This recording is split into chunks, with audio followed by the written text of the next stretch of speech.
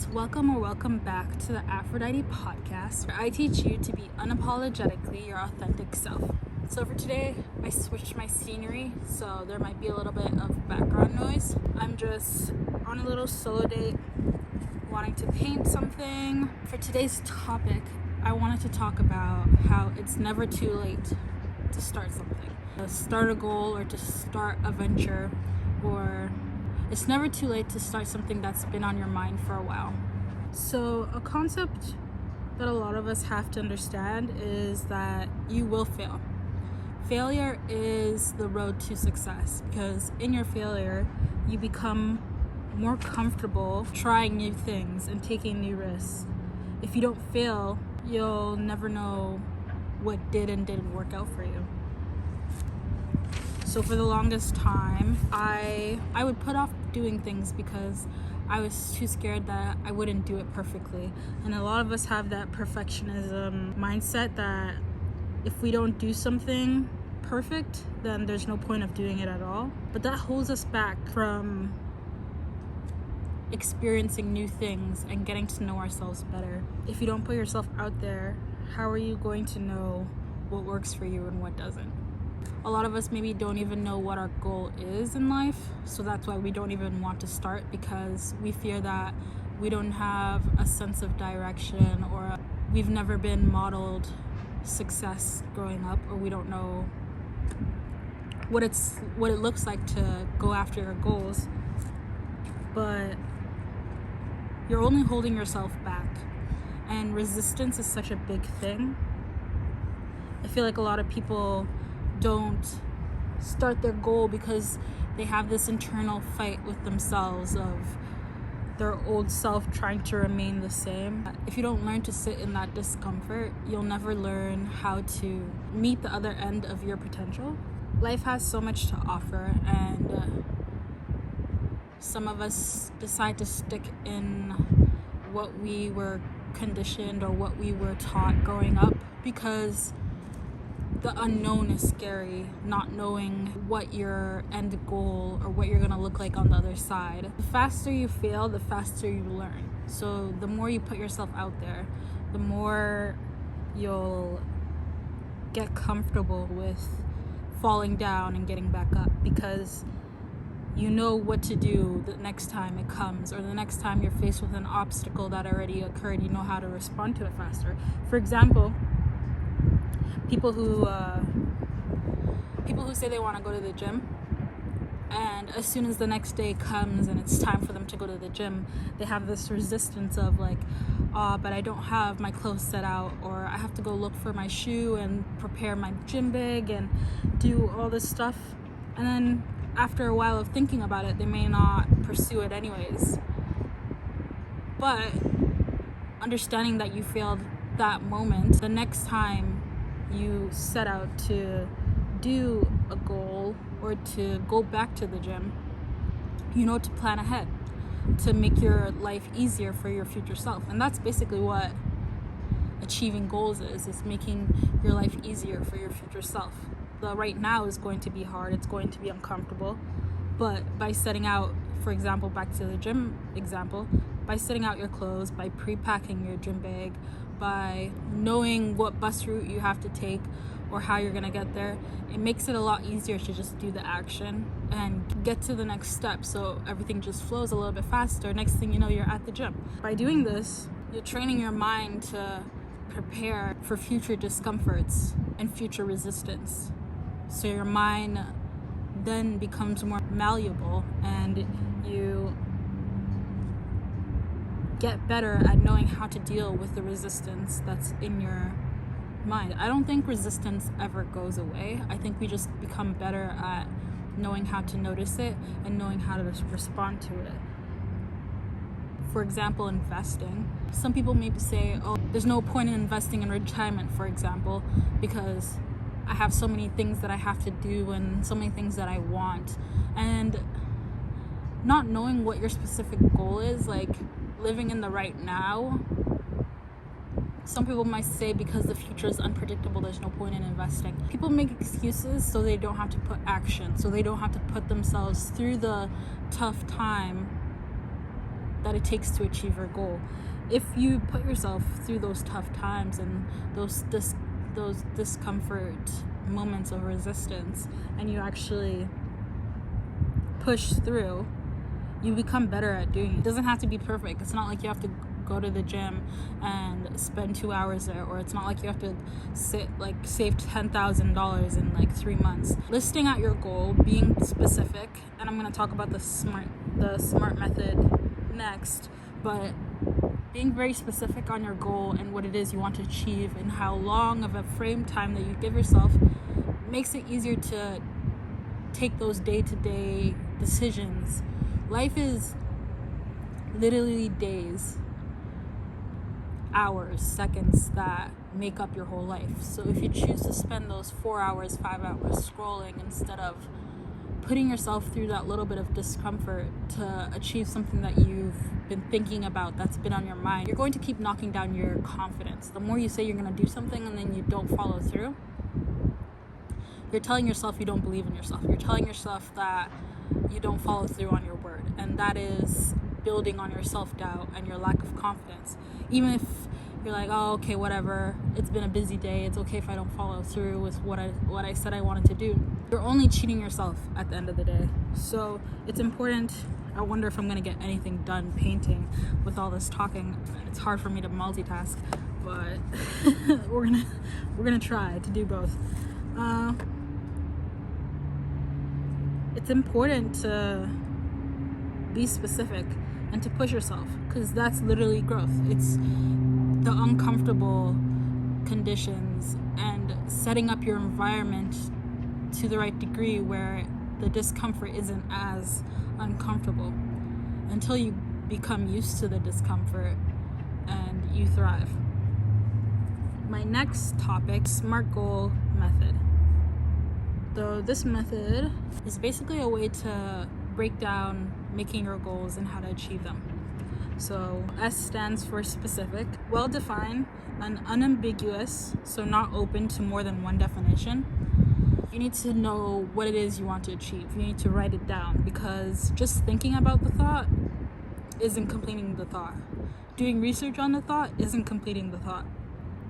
Writing down the thought and putting it somewhere where you could see it every day will trigger your mind to remember that you have to actually execute and achieve that goal. M, measurable. Define how you're going to measure your progress. So you can't say I want to go to the gym and not be specific on what it is, what going to the gym means. If you set too high of a goal, you're not going to be able to achieve it. So is going to the gym, for example, is just being active 10 minutes a day if you're just starting out, 15 minutes a day, going on a walk, going on a run.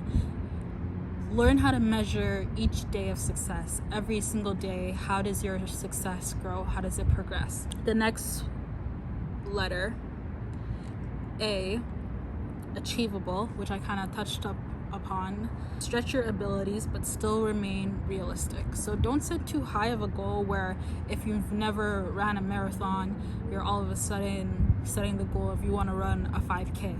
You've never been to the gym, you don't run, you don't go on walks, you don't exercise. How do you expect yourself to go from 0 to 100 like that?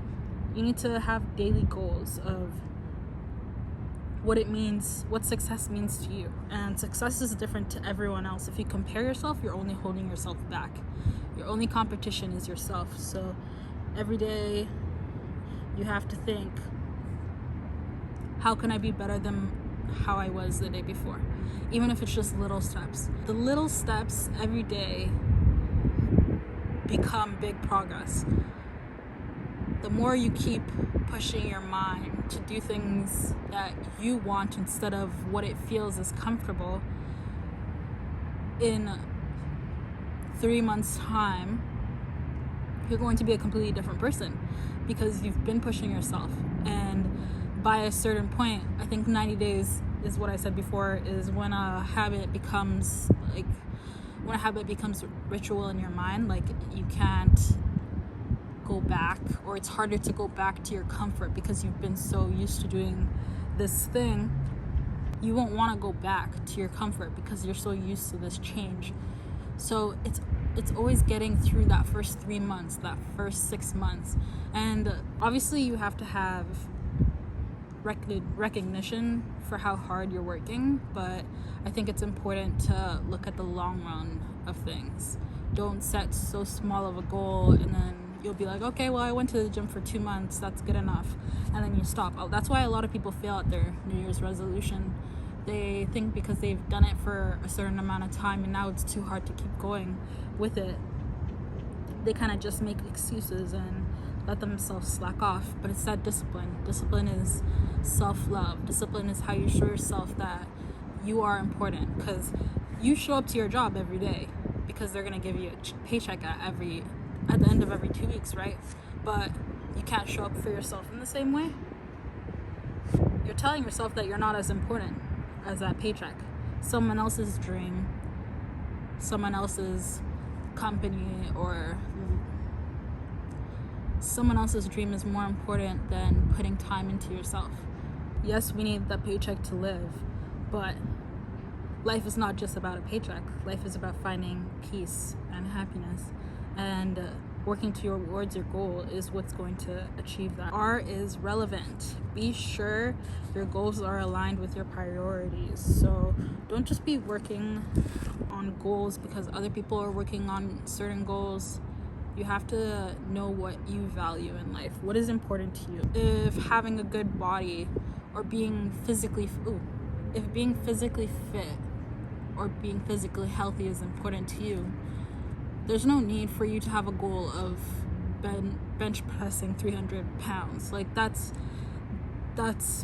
not aligned with your priorities. Your priorities is to be healthy. So to be healthy is to be able to not run out of breath when you walk up a flight of stairs, to eat healthy, to have a morning routine and a night routine, to set up your day and set up your environment properly for your future self.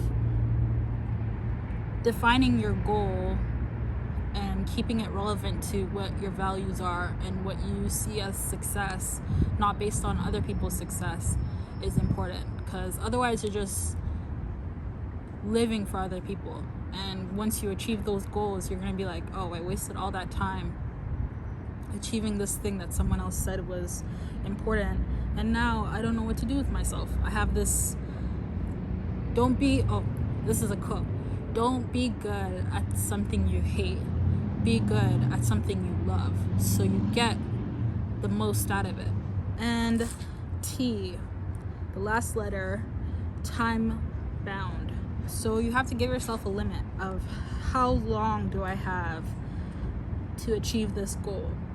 Obviously, take into account your daily struggles and what challenges you have daily, but also don't give yourself too much time to achieve something so minuscule, because then you're just wasting your time. Time is value. Time is important.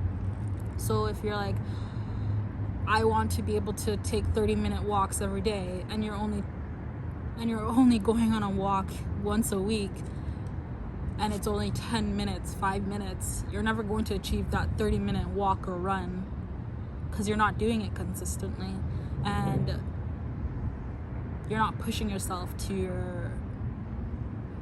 your best abilities. There was a quote I said in a previous video by David Goggin, and it said that if you think you're at your full potential, you're only actually at 40%. That's paraphrased, but it's true.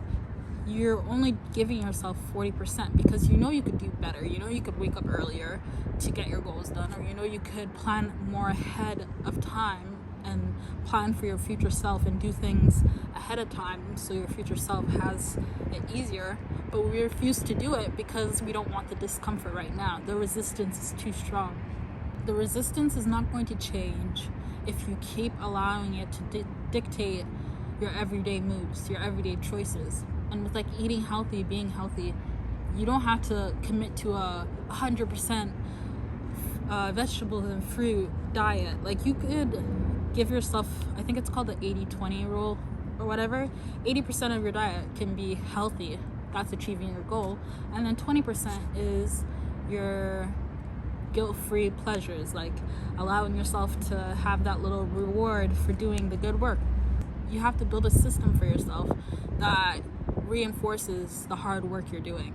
Otherwise, you're just going to feel like you're doing hard work and nothing is paying out because you don't see the results right now. That it's not worth to keep putting in the work because you don't see the results right now.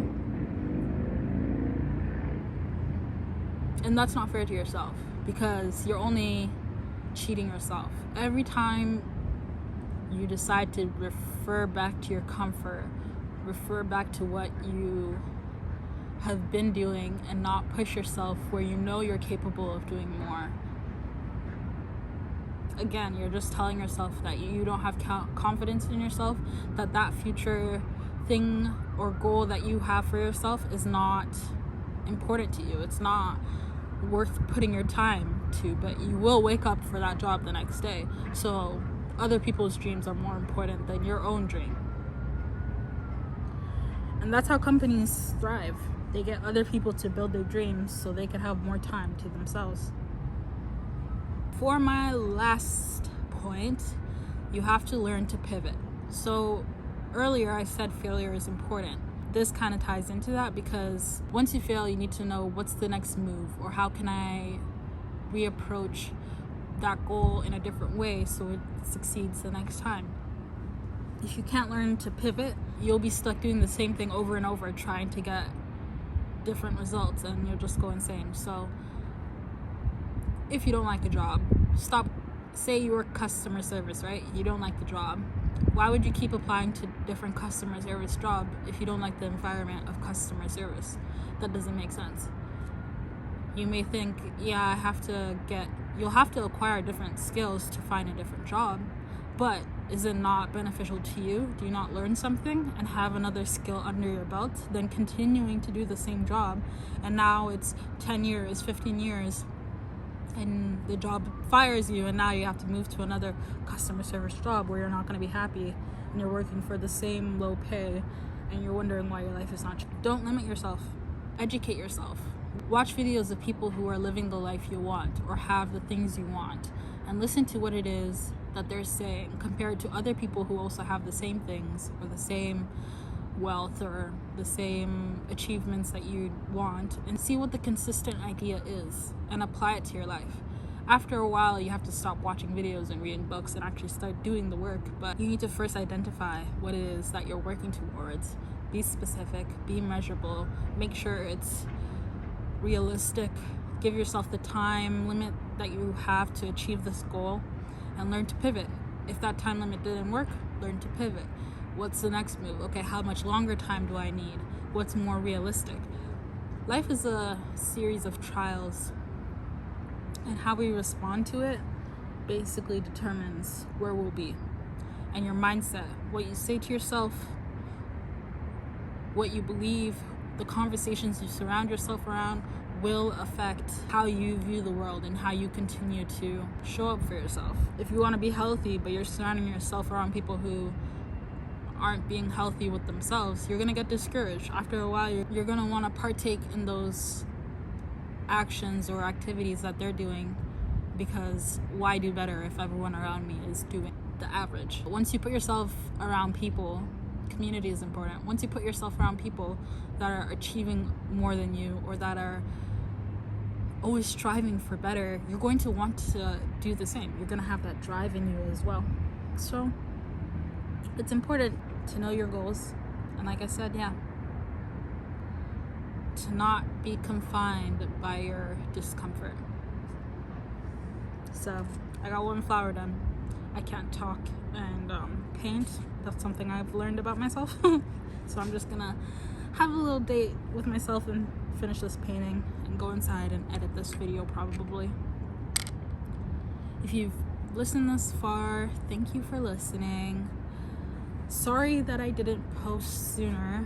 I am in the middle of midterm season, and there's been a lot of tests, and right now school is a priority because I invested more money into that than this, but I am still trying to push myself to do this because I feel like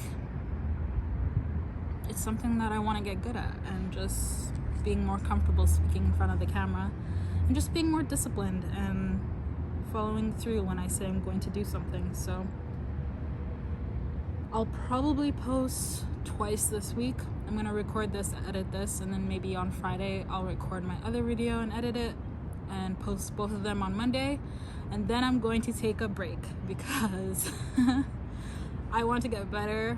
I guess I want to do more research on videos and getting better at editing videos, and make a list of more ideas of things I want to talk about, and yeah, go from there, because there's always room for improvement. So I'm gonna go back, watch my videos, see what I can improve on, what I could get better at, and hopefully for season 2 of the Aphrodite podcast, we're going to, better things are coming. So have a good day. I appreciate all of you for listening, and 10 subscribers. I'm glad for everyone that's here and supporting. So, oh, the sun is shining my eyes. Okay, bye.